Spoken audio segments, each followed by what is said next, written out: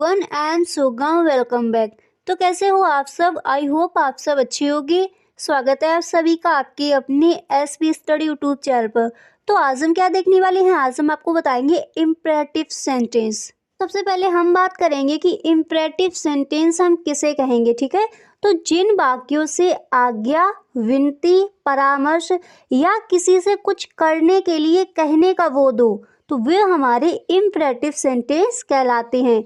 जिन वाक्यों में हमें किसी को आज्ञा देनी हो, ऑर्डर देना हो, या फिर किसी से विनती करनी हो, रिक्वेस्ट करनी हो, या फिर जब हम किसी को परामर्श यानी जब हम किसी को एडवाइस देते हैं, उन सेंटेंस को हम इम्परेटिव सेंटेंस कहते हैं। समझ आ गया? और इम्परेटिव सेंटेंस का ट्रांसलेशन करते समय सबसे पहले वर्ब की फर्स्ट फॉर्म, ठीक है, किसका यूज होगा? सबसे पहले वर्ब की फर्स्ट फॉर्म, और इसके बाद आपको ऑब्जेक्ट रखना है, और फिर आपको जो भी आपके अदर वर्ड्स हैं उनका प्रयोग करना है, ठीक है। इम्परेटिव सेंटेंस में सबसे पहले आपको वर्ब की first form plus object plus other words. जैसे हमने कहा, अपने बड़ों का सम्मान करो, अपने बड़ों का सम्मान करो। तो देखो यहाँ पर क्या कहा जा रहा है, यहाँ पर एडवाइस दी जा रही है कि अपने बड़ों का सम्मान करो, सलाह दी जा रही है, ठीक है। तो इस सेंटेंस को हम बनाएंगे रिस्पेक्ट योर एल्डर्स। हमने आपको बताया इम्परेटिव सेंटेंस का ट्रांसलेशन करते समय सबसे पहले वर्ब का फर्स्ट फॉर्म, ठीक है। तो देखो रिस्पेक्ट यहाँ पर ये क्या है? वर्ब का फर्स्ट फॉर्म है। तो अपने बड़ों का सम्मान करो, इसको हम बनाएंगे respect your elders. Respect your elders, अपने बड़ों का सम्मान करो। जिन वाक्यों में ऑर्डर दिया जाए या फिर रिक्वेस्ट की जाए या फिर किसी को एडवाइस दी जाए, तो उन वाक्यों को हम इम्परेटिव सेंटेंस कहते हैं।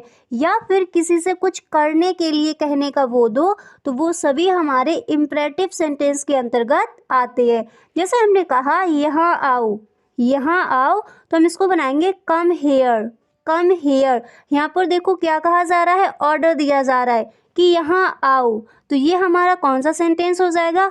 ये हो जाएगा इम्परेटिव सेंटेंस। नेक्स्ट एग्जांपल हमने लिया, दरवाजा बंद कर दो। अब आप किसी से कहते हो दरवाजा बंद कर दो, तो यहाँ पर आप क्या कर रहे हो? उसको ऑर्डर दे रहे हो, आज्ञा दे रहे हो कि दरवाजा बंद कर दो।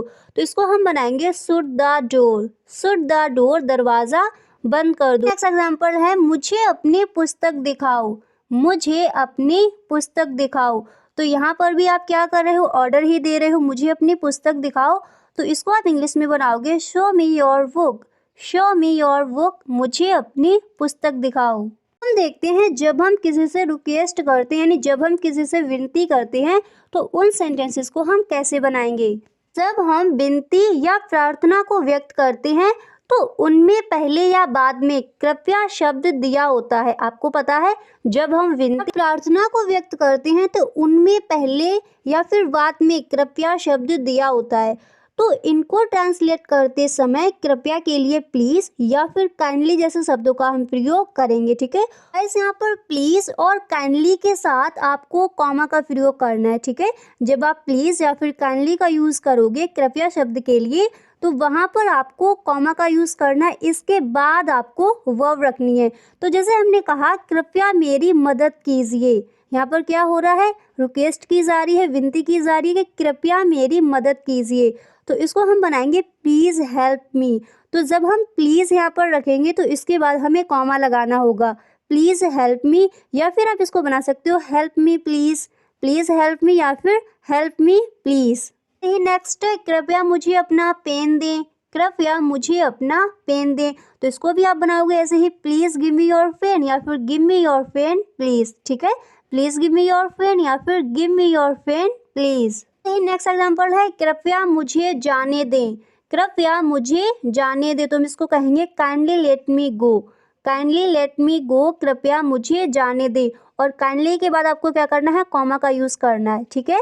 तो आपको समझ आ गया होगा कि जब हम किसी से प्रार्थना या फिर विनती को व्यक्त करते हैं तो उन सेंटेंसेस को हम किस तरह बनाते हैं। हम देखते हैं जब हम किसी को प्रस्ताव देते हैं या फिर परामर्श व्यक्त करते हैं, तो उन सेंटेंसेस को हम किस तरह बनाएंगे।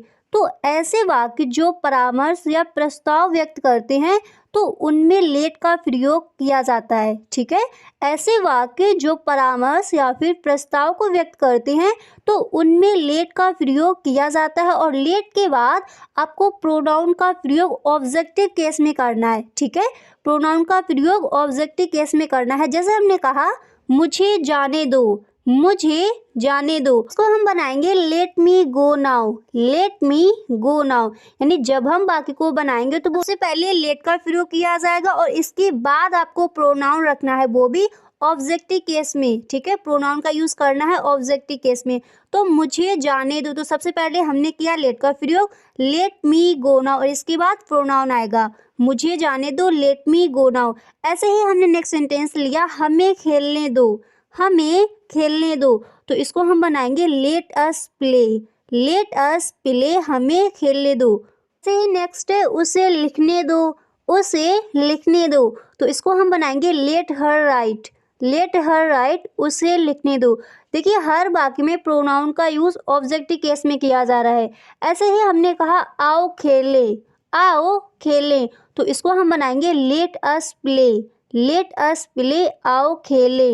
नेक्स्ट है आओ बाजार चले, आओ बाजार चले, तो इसको हम बनाएंगे let us go to market, let us go to market, आओ बाजार चले। यानी जब हम के में परामर्श या फिर प्रस्ताव यानी प्रपोजल को व्यक्त करते हैं तो उनको बनाते समय सबसे पहले हमें लेट का प्रयोग करना है और इसके बाद हमें प्रोनाउन रखना है। प्रोनाउन भी ऑब्जेक्टिव केस में प्रयोग किया जाना है। ठीक है, हम देखते हैं इम्परेटिव नेगेटिव हम किसे कहेंगे। जब order, request, advice, suggestion, proposal को नकारात्मक रूप से प्रस्तुत करते हैं तो उन वाक्यों को हम इम्परेटिव नेगेटिव वाक्य कहते हैं। ठीक है, का ट्रांसलेट करते समय डोंट या फिर डू नॉट का प्रयोग किया जाता है। कभी नहीं के लिए डोंट के स्थान पर आपको नेवर का प्रयोग करना है। ठीक है, तो जैसे हमने कहा शोर मत करो, शोर मत करो, तो इसको हम बनाएंगे don't make a noise, don't make a noise, शोर मत करो।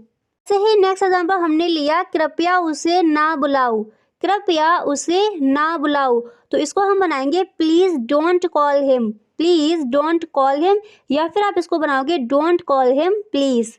टेंस में रिक्वेस्ट की जा रही है कि कृपया उसे ना बुलाओ। कृपया शब्द के लिए प्लीज आपको या तो बिल्कुल शुरुआत में लगाना है या फिर आपको एंड में लगाना है। नेक्स्ट एग्जाम्पल हमने लिया उसे मत लिखने दो, उसे मत लिखने दो, तो इसको हम बनाएंगे don't let her right, don't let her right, उसे मत लिखने दो।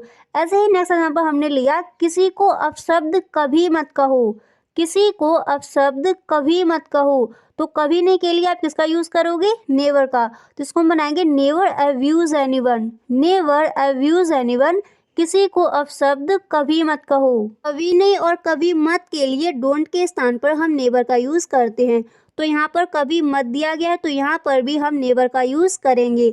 किसी को अपशब्द कभी मत कहो, इसको बनाया जाएगा never abuse anyone. Next example हमने लिया इतना तेज मत बोलो, इतना तेज मत बोलो, तो इसको हम बनाएंगे do not speak so loudly, do not speak so loudly, इतना तेज मत बोलो। तो आई होप आपको समझ आ गया होगा कि इम्परेटिव सेंटेंस का अनुवाद हम किस तरह करते हैं। तो गाइस अगर आपको वीडियो अच्छा लगा हो तो वीडियो को एक लाइक जरूर कर दे और यदि आप चैनल पर पहली बार आए हैं चैनल को सब्सक्राइब कर ले, बेल आइकन को भी प्रेस कर देना ताकि वीडियो की जो भी नोटिफिकेशन हो सबसे पहले आपके पास पहुंचे। Thanks for watching.